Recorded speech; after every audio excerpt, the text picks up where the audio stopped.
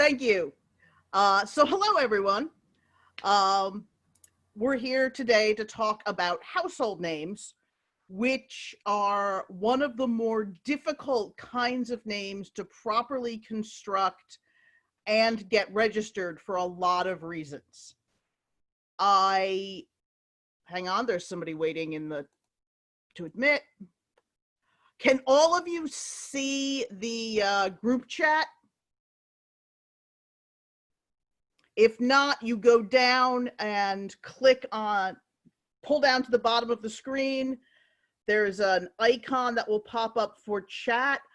I am going to put the link to my article on household names, which are essentially the class notes.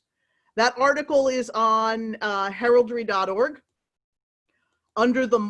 in the multiple cultures section. Let me give you the link to it. Here we go.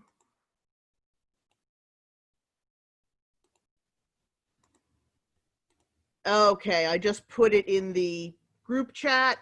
If you go to the heraldry.org website, under articles, names, multiple cultures, it's the last one. And I'm talking with my hands in front of the video screen, which I shouldn't do. But you can find it there. That's essentially the class notes. I didn't feel the need to put them up in the KWHSS proceedings because they were already easily available. Can everybody there?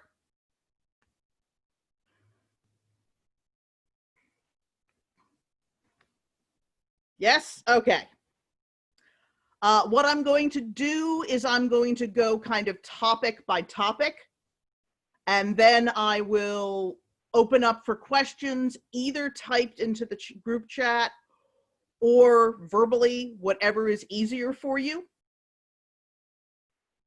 And hopefully by the end of the hour, I'll have improved slightly everyone's understanding of household names. Okay. So what's a household name? Let's start at the very basics.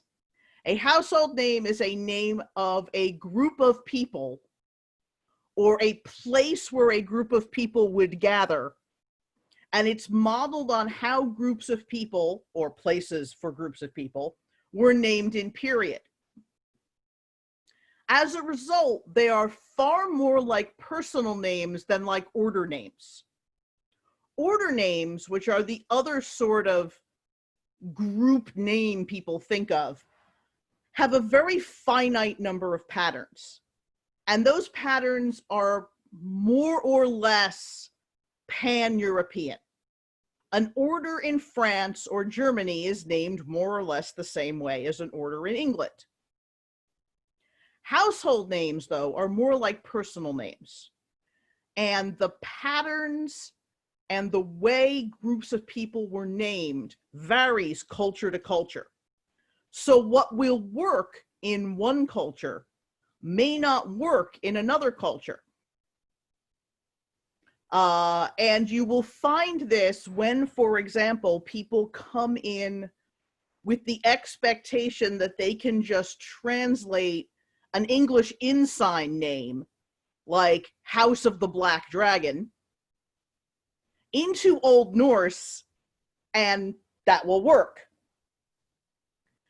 In fact, what they need to do to pass an Old Norse household name is look at how groups were named in Old Norse. So the first thing you really need to find out when either doing your own household name, commenting on a household name, or helping someone with a household name is what culture are you working in? What language are you working in? Because that is going to drive the rest of how the name is constructed. And if someone really, really wants to be House of the Black Dragon, they may end up having to register that in English or German or French instead of the specific language they want, And right there, that expectation is where a lot of people get tripped up with household names. So, how do you build a household name? A household name has to have two elements. One is the designator. The purpose of a designator in a non-personal name, like a household name or an order name, is to identify what kind of name it is. Every household name has to have a designator. And the designator is the thing that defines it as a group. You will see in the class notes a list of some of the acceptable household names. And again, not every designator can be used in every culture. You can always use the lingua societatis house of, or your appropriate local language, which gives you a lot more options in Drachenwald than it does in the US. But you can't, for instance, use clan with a German substantive element. There's also the thing that the second element, which is the substantive element, has to match the kind of designator. And here's one of the other places that people get tripped up, is in that matching. So you have to have a designator, and you have to have a substantive element that goes with that designator. And the substantive element will vary based on how you want to name your house and the culture you're working in. And the two of them have to be internally consistent. So, picking your designator isn't as simple as just slapping house in front of a word. Picking your designator needs to be done with what kind of substantive element you're using in mind. So if you want just house of, you're fairly flexible because it's the standard lingua societatis.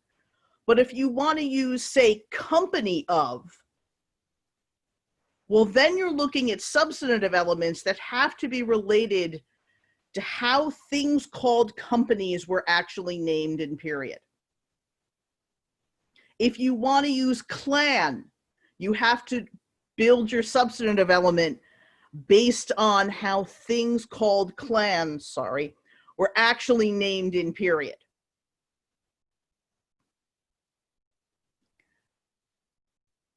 This is another one of those places where I have to go back to a lot of submitters and ask them if they're willing to allow a change to their designator because they've picked a designator that's inconsistent with their substantive element.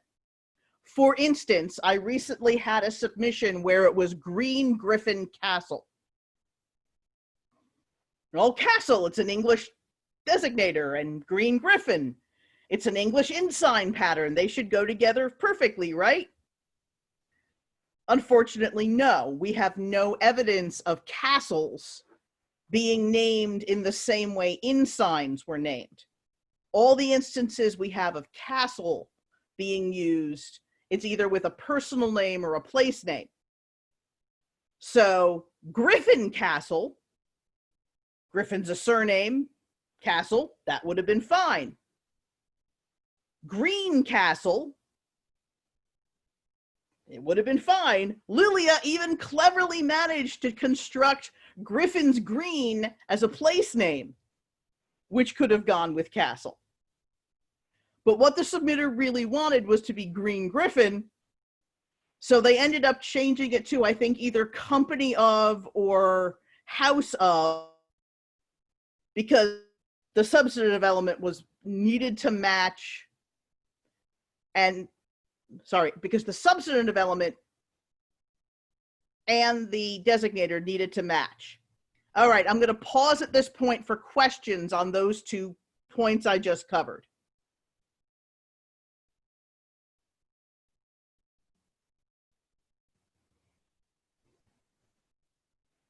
Wow, a room full of people who already all know all this. Or I'm explaining it so wildly clearly that it.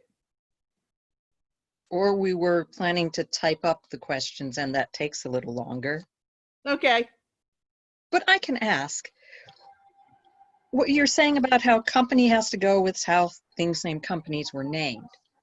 Could we take the East India Company as an example and say there's a pattern of having a direction plus the name of a country, and do the West Kingdom Company or something like that?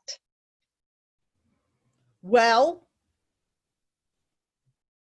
in that example, you've got a couple different problems. One is that you can't, unless the West Kingdom is owning that name, you can't incorporate the name of an SCA branch in your household name unless it's owned by that branch. But the broader question is, you need more than one example to show a pattern. So you would need to show that there are multiple companies named for direction plus place name. In the case of, you said East India Company? Yeah. In the case of East India Company, East India is a compound place name. So you could show that a compound place name that uses a direction can be used to name a company. I don't know that you could necessarily make the pattern direction plus location plus company, but certainly compound place name plus company you could do. And then you would you just would need more than one example. In fact, you could probably find that in how 16th century military companies were named. And other private military companies later in period in English. So our usual rule of thumb is you need 3 examples for a pattern. So if you can find me 2 other examples of compound place name plus company, then yeah, you could do West Lakeland Company. But you couldn't do West Company because that belongs to the West Kingdom. Okay, thank you. You're welcome. Gavin Armstrong has a hand up virtually. Yes. Okay. Thank you, Brian. Your Majesty, when you're looking at the designator... Please don't call me that. That's creepy. Alice! Sorry. When you're looking at the designators versus the substantive, does it matter how the phrase is put together? For instance, could House Green Griffin be Green Griffin House? Or is it a case-by-case basis? It is a culture language by language basis. First of all, actually, Paul, I prefer your Infernal Splendor. Sorry. Okay. Let me start with why, upon my death, I'm going to find the ghost of Frank Herbert and kick him in the nuts. House X is not a period pattern. The pattern house name element was invented by Frank Herbert for Dune.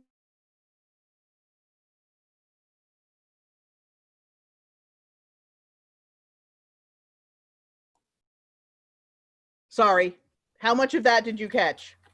I think I clicked the wrong button just as you were complaining about House Atreides. Okay, yes. So House Atreides is not a period pattern. It was invented for Dune. But House of the Green Griffin is a perfect period pattern.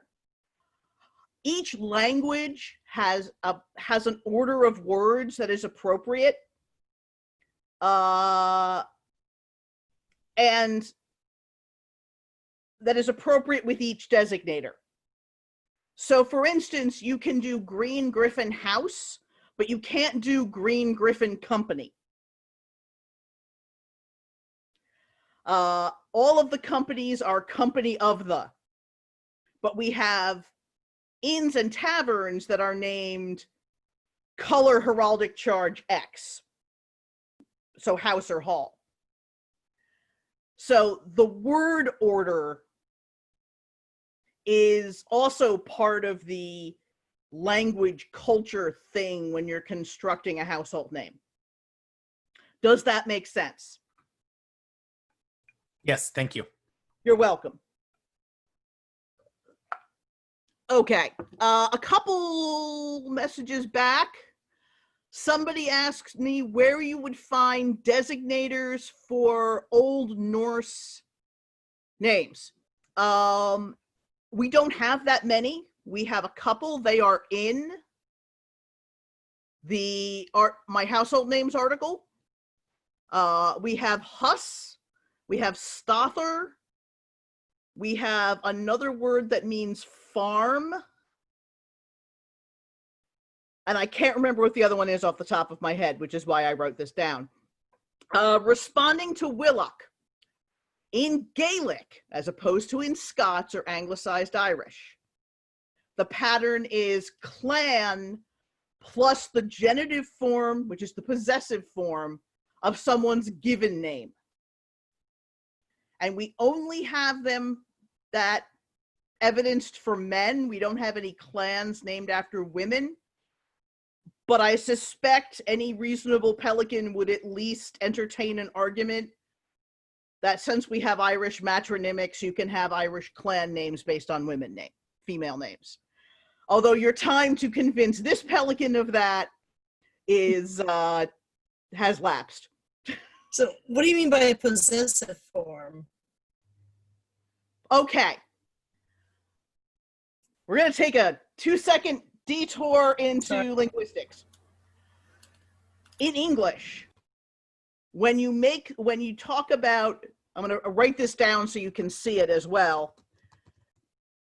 John's glove, you put an apostrophe S on it to indicate that the glove belongs to John.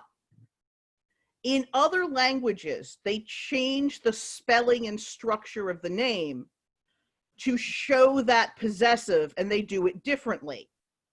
In Gaelic, if you want to talk about something belonging to of Brian,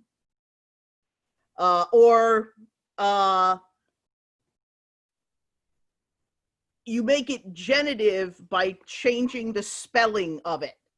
So I'm looking at your own name right there. Mac doesn't mean son of. Mac just means son. It's the spelling change to Muridig that makes it of. Okay. Brian could probably do this better, but I'm going to put this in the chat. If you'd like to, the I'm original going to do name this of with your Brian because it's easier to say. So Brian is spelled that way. However, to make it Mac Brian, you have to, Mac doesn't mean son of, it just means son. You have to change the spelling to that. That's called the genitive form. Huh. Okay? Okay. All right, and detour later done. later it turned into that. Yes. All right. So how do you then go about figuring out what's appropriate for various cultures? And what I did in my household names article was I went through all of the precedents we already have on household names, everything that's already been registered, to say what we have and what we can actually register. This doesn't mean that something that's not on there isn't registered. What it means is that we don't have evidence yet. It is certainly possible to go out and, I'm just checking my time. It is certainly possible to go out and prove something else was possible. If you want to prove, for instance, that a word is usable as a designator, what you have to show is that it was actually used in period for groups of people. And you can do that by finding citations to it in period documents, or in a dictionary of a period language, when the Sisterhood of St. Walburga wanted to register Sisterhood of St. Walburga, sisterhood had not yet been approved as a designator. So we went to the Middle English Dictionary, cited to their dictionary definition of what sisterhood meant, and then cited all the instances in the quotations in the Middle English Dictionary of how it was used. And in fact, we had nunneries that were used, Sisterhood of Saint X is how the nunnery was named. That's how you go about proving a designator was used by a particular language or culture, and incidentally, a way that we proved a pattern. Eridana asks, can you dock patterns and designators up to 1650 or just 1600? I see no reason you can't go up to 1650 based on the same reason we have the gray period to begin with, which is the fact that documents are hard to maintain and that you may not have evidence without having to do that fuzzy overlap period. So I would certainly entertain arguments about patterns after, up to 1650. For personal names, there's a rule that a name that was clearly invented after 1600, because we used to think, for example, that Cordelia was invented after 1600. That's since been proven to be wrong. Or some of Shakespeare's other names were invented 1600. But by and large, every time we've made that assumption, we found out that it's been wrong. So I would encourage my successor to consider evidence of patterns up to 1650. Yes, you cannot string together, as I said earlier, you can't just slam an English pattern into, say, Old Norse and assume it's going to work for a household name. You have to look at how the Old Norse named either places or people where places, or places where people gathered together. So what are the kinds of ways that people actually named households? And I'm going to focus on the ones we know that are not in English, unless people have a preference for me to go over the English ones, because by and large, our knowledge of English household names is much more complete than non-English household names. Any problem with that? Looking at my messages, looking at my icons. All right, so let's talk about the stuff that's not in English. And give me 2 seconds to actually check my own notes. Okay. Ensigns. Ensigns are one of the most common and popular patterns for household names. Thank you, George. Thank you, J.R.R. Tolkien, for the Prancing Pony and the Green Dragon, which are the first thing people will think of when they want to name their household. What you will find are that ensigns are common throughout Europe. We have evidence of ensign household names in most of the European languages. Romance languages and Germanic languages, not necessarily Scandinavian. We have them in French, we have them in Italian, we have them in German. I have heard rumor that I'm going to get evidence of them in Spanish. And Elfwin keeps promising me that she's going to do an article on more German ensign names. So, what you will find in signs are where you get the color plus heraldic charge pattern. And you want to use in-sign patterns with designators like hall or inn or house or tavern, or their equivalents in whatever the language is. So some of these are pretty interesting. The French, of course, like using saints' names. The literary reference, which I was asked about, in the French is actually a reference to classical mythology. And the way I like to tell people about, in-sign names generally is that it's something you could paint on the sign you're hanging outside your inn, and everyone would know what it was. So let me double check the one that was the specific literary reference.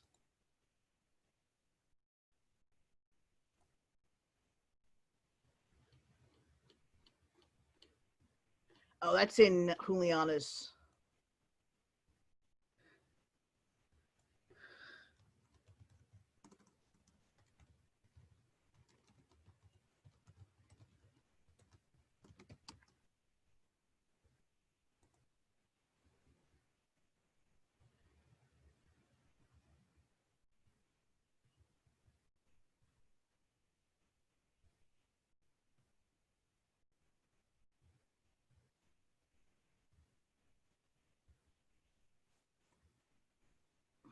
The other thing you'll find in French is that the literary references are to romances.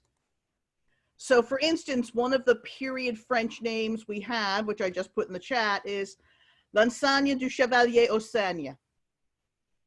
So it's the chevalier, the sign of the Knight of the Swan, the Knight of the Swan being a French romance reference.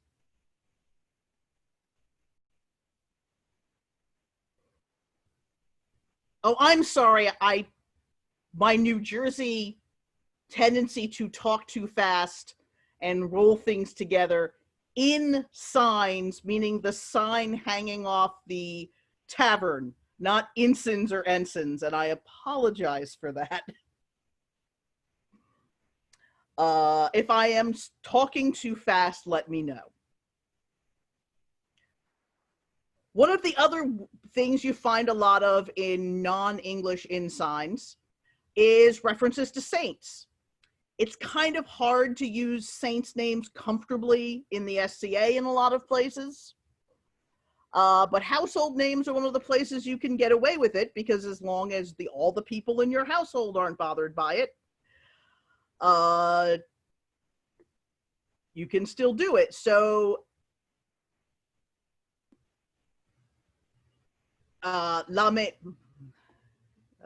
we go. L'Hostel de Saint-Maloire, another great French ensign. Ensign, yes, I'm sorry.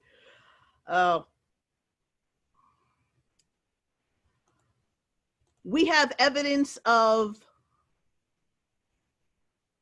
inns or taverns. How about I say taverns? That'll be better. In Italian, named after heraldic charges, and both classical religious references and Christian religious references. There's the example I give in the article of La Casa de Minerva, where they've named their house after not a person named Minerva, but literally the classical goddess named Minerva.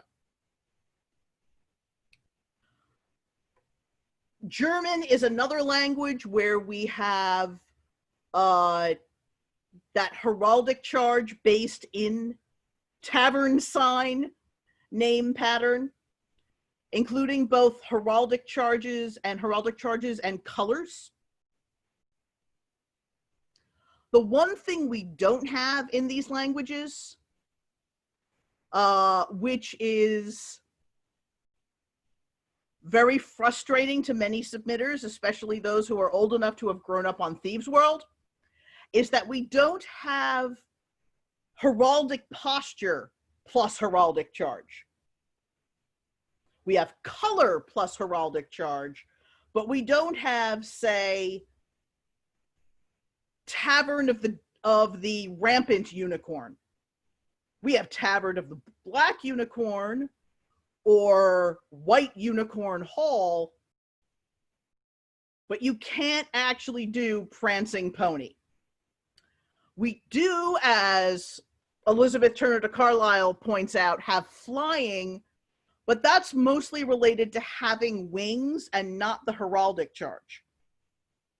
And that is because poetically, what the French called a winged star was not a star with wings, literally, but was an étoile volante.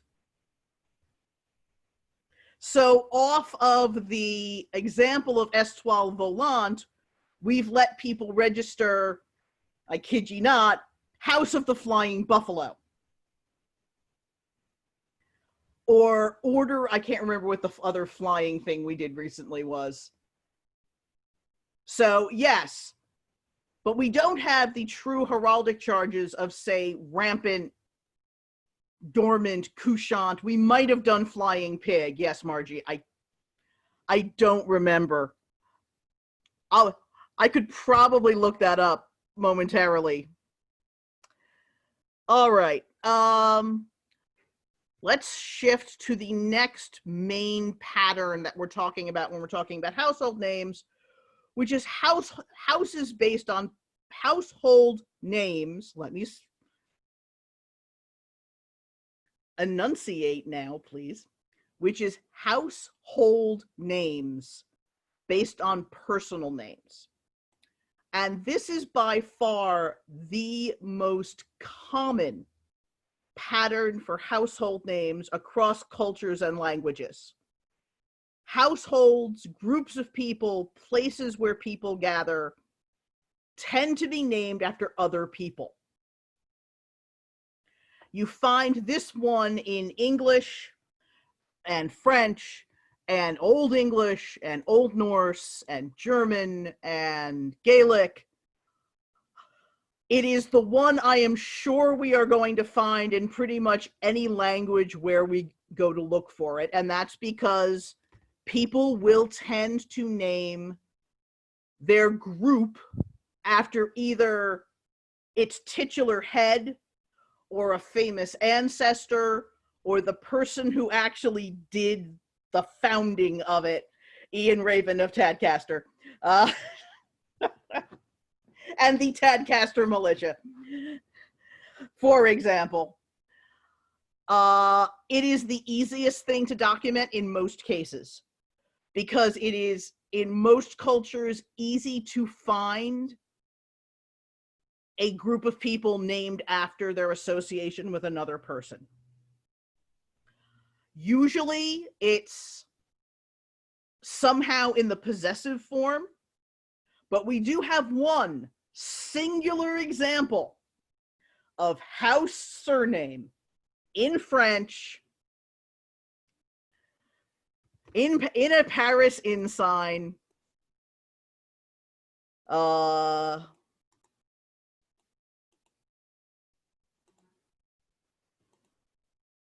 So really, if you really must get that Dune vibe, you're looking at French, which is about the only place you might persuade one of us to do it, but it's still only one instance of that.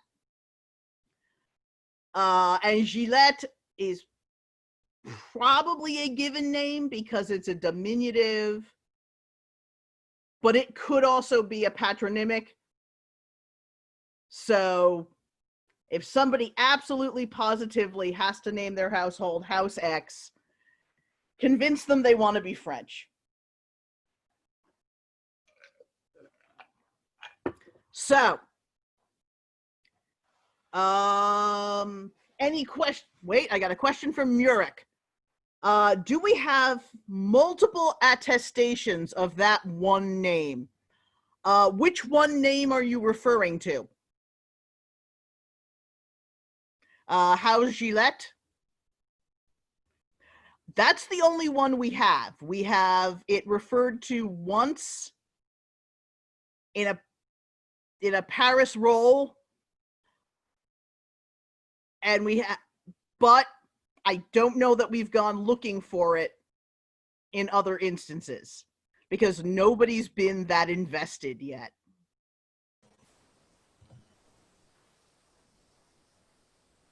Hang on. But someone at some point will be invested enough to take a swing at this. All right, let's talk about some other ways to name households.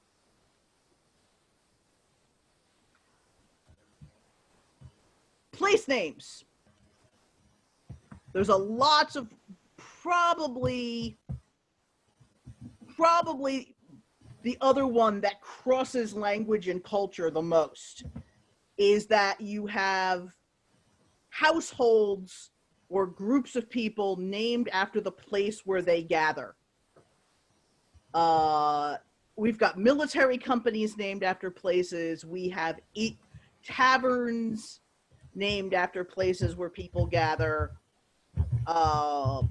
We have it in most of the European cultures for which we've actually had people submit household names. It is, again, if somebody really wants something in one of the more unusual cultures, it's one of the safer bets to go with, because we're more likely to be able to find documentation for it if we don't already have it.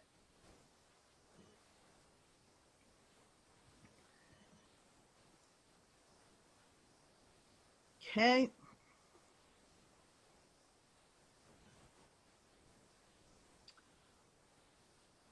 Saints' names. Oh, Willox tells me that she has evidence, well, a starting point for house in names in Prague. I was going to put you and Anezga together and suggest that you guys talk. If you have data, or you want to go looking for data, but aren't sure how to put it together in a presentable article, email me or email Juliana, and we will help you do that. Particularly if you are working in one of the lesser represented languages or time periods. We would love to have more Eastern European stuff out there as options.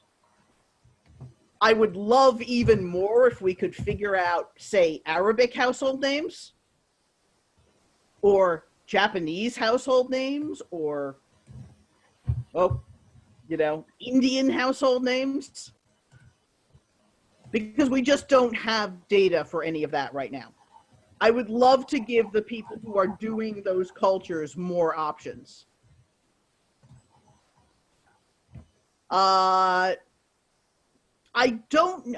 Responding to Margie, I don't know that we have found specifically Jewish household names that differ from the larger culture that the Jewish people were living in. I know we have evidence, for example, in English, late in period when the Jews start moving back to England, of Jewish people owning taverns that were named just like any other tavern. I'm not sure that anybody has really delved into how blah, blah, blah, blah, blah, how a group of Jews in and of itself, either in Hebrew or in Yiddish, named their groupings.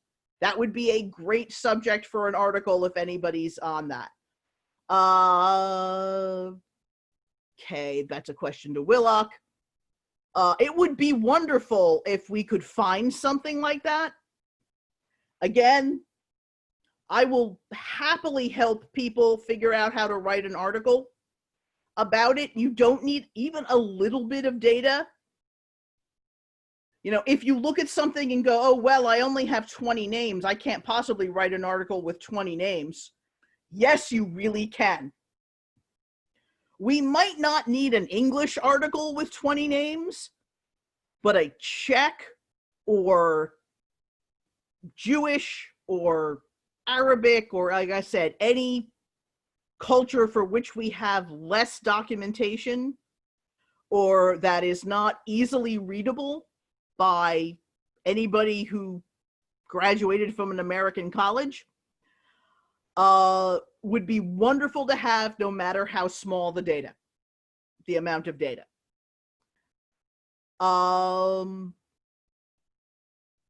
Theodora, I really don't know. Maybe. What she says is, I think with the persecution, the names of Jewish groups would likely be almost like secret societies. And I am always surprised by what people wrote down. So I'm never going to discount the possibility that we might find them. And I would love for people to go looking.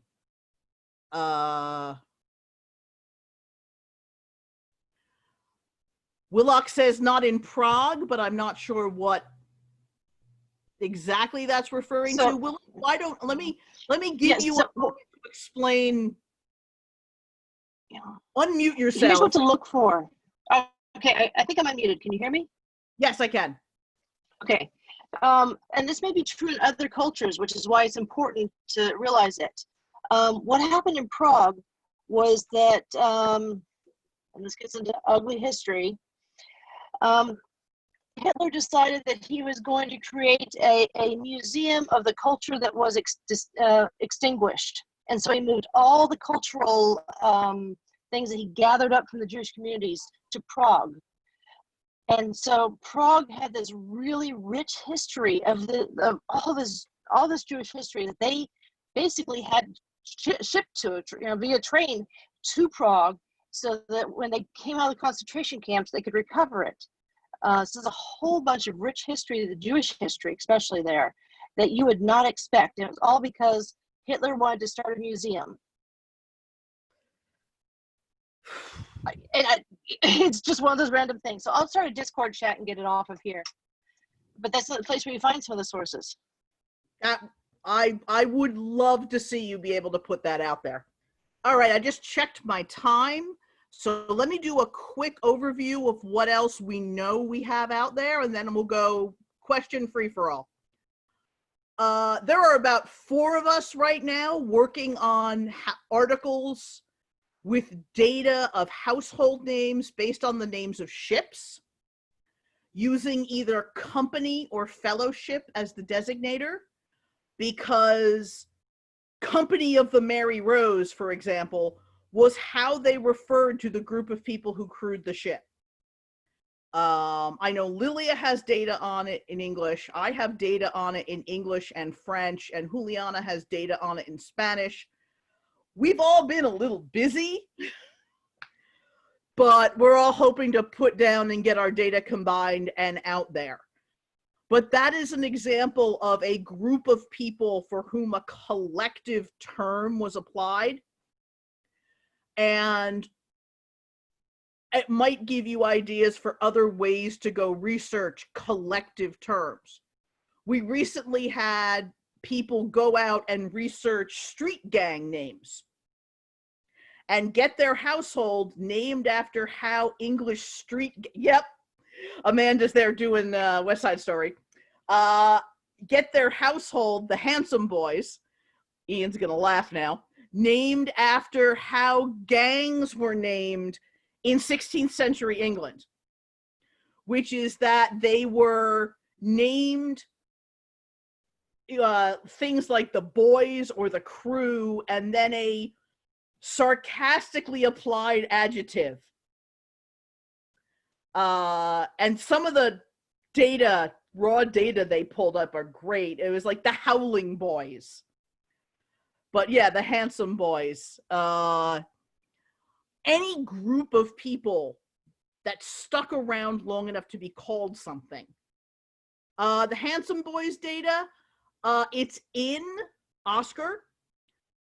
I have bugged them. I have bugged the guys who put together the stuff to publish it. Boys is the designator, yes, and Handsome Boys, Boys is the designator. It's certainly not handsome. It is in Oscar. I'm now wondering if Donovan actually put it on his blog. I bugged him too. But you know what? I will bug them again because they're certainly not fencing right now. Eridana asks, and people do not have to register a household name to have a registered badge to use for their household, correct? Yes, that is correct. You can register a personal badge and use it to mark your household friends and allies without having to register a household name. I think Adelaide found the Handsome Boys. Yep. So let me just do a quick check to my notes to make sure I hit everything I wanted to. A note on conflicts checks, and then we'll do questions. Household names are considered non-personal names.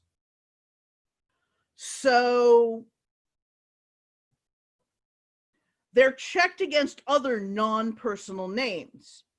Now, what that means is that if you want to be the Compania de Santa Barbara, after the saint, we check you for conflicts and presumption against Santa Barbara, California.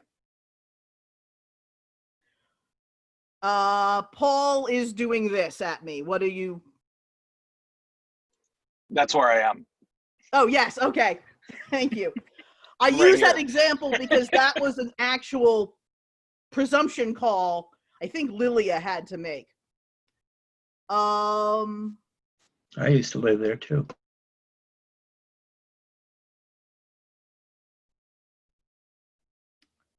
Cormac, you want to look, I'll get back to you in a second. All right. So let me back up to answer some questions.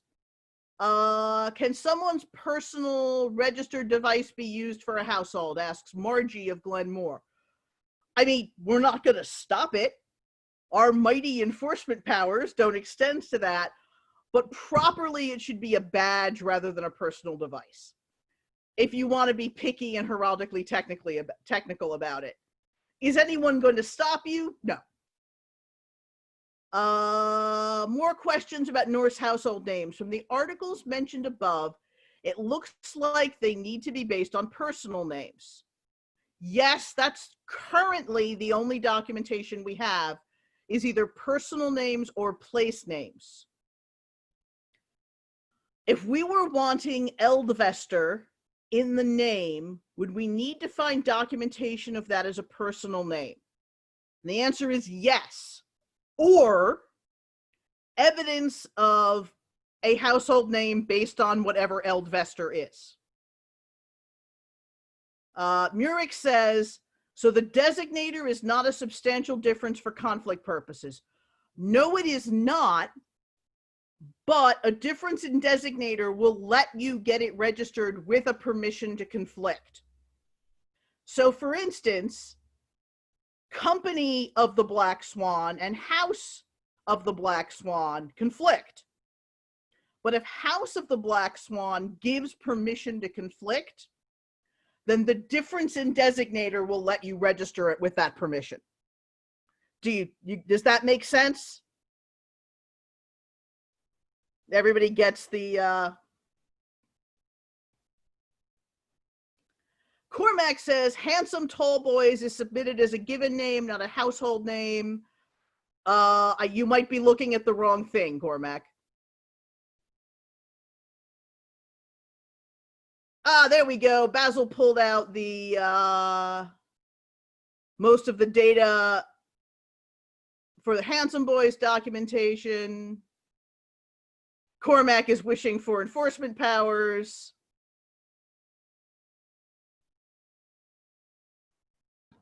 I've got like 2 hours left. I need that power. Okay, if we can get the city of Santa Barbara to send it a blank permission conflict. So can a household name conflict with a person's name? No. Non-personal names and personal names do not conflict. And here is something that I find a lot of people don't understand. In the East, for example, there is one particular household where all of them use the surname von Ulm. So they went out and registered Haus zem Ulmer, which is House of the People from Ulm, thinking that that would preclude anyone who is not in their household from using von Ulm as a surname. But it doesn't, because A, it's not von Ulm, it's Zem Ulmer, because grammar. And 2, because non-personal names and personal names don't conflict. So there's a whole bunch of people in one kingdom who use the surname Black Dragon from the tavern sign Black Dragon. That doesn't conflict with Black Dragon Herald. All right.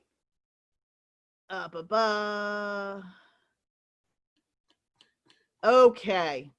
So I've got 5 minutes, 4 minutes. Any last questions on the... What is your ETA for that draft new version of the article being finished? Well, I just did a big update in March 2020 of this household names article. What I tend to do is once a year go through and do all of the recent precedents on household names. So if I have some fighting units named based on a clan chieftain title, I should send it to you? Yes, you should. Okay. Meryl, how do you write a household names article anyway? Okay, well, it's much like writing a regular name article. First, you spend 7,000 hours compiling data. You reach some conclusions about that data. You do a little discussion of where you found the data. And what patterns you found in the data. And then you lay out all the examples so that people can pull out those elements to use the data. That is name article 101. Genevieve D'Aquitaine has her hand up virtually. House of Castle Rookwell. Actually, the person you need to be thanking is Lilia DeVoe, who, to steal a phrase from The Martian, Middle English the shit out of that. Who had their hand up? Genevieve D'Aquitaine. Genevieve, what is your question? Hi, Alice. So I have a question in that we have a group at Penzic that has been going by Ver and Ermin. Could we do House Ver and Ermin, or would it have to be like House Ver Ermin? Well, that's an Or is that excellent not even question. possible? I don't know if we have. I do not off the top of my head know whether we have evidence of fields used to name taverns. Ermin is both a field and a critter. Yep. So, well, that would be easy if there weren't 7,000 conflicts. We would have to dig in on some research on that. I don't know that it's impossible. I mean, House of the Ver Ermin would work, but I know they would want Ermin and Ver. I walk by them on the way to from my camp to Harold's Point for the last 30 years.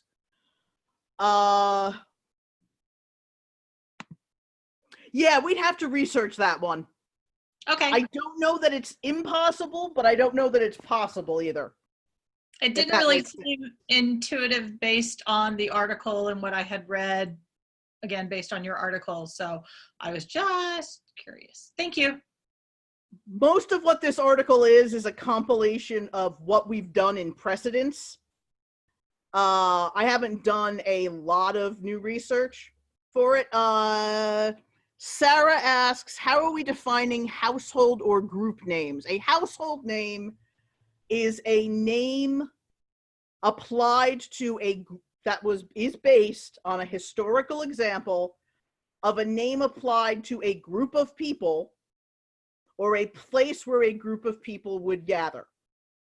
So if in Arabic, we actually had groups of people who went around calling themselves, and I'm going to be Klingon in this, for example, the Sons of Moog, then, or what clan means in Irish, or Clan O'Brien, if you had that equivalent in Arabic, I don't see why that wouldn't be a viable household name pattern.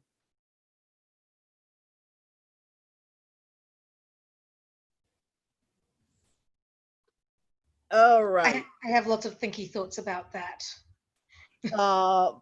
Now, I don't know who is coming in after me here, but I'm going to keep letting people into the channel until the teacher arrives. Istvan is after me. Istvan is the next one. So if you like, I will end this recording to end this class officially, and then we can hand the reins over to Istvan for the next go. Excellent. I'm going to go check in on my protege. You guys all have fun talking about, is this conflicts checking or armory? Name conflict checking. Oh, God, I hate name conflict checking. Thank you, everybody. You've been a great audience. I hope I helped you understand this all better. And please feel Yes, free indeed. to email me and pester me with other questions. Thank you very, very much. And Thank- I'm Thank you. Thank you, Alice. I am ending this recording now.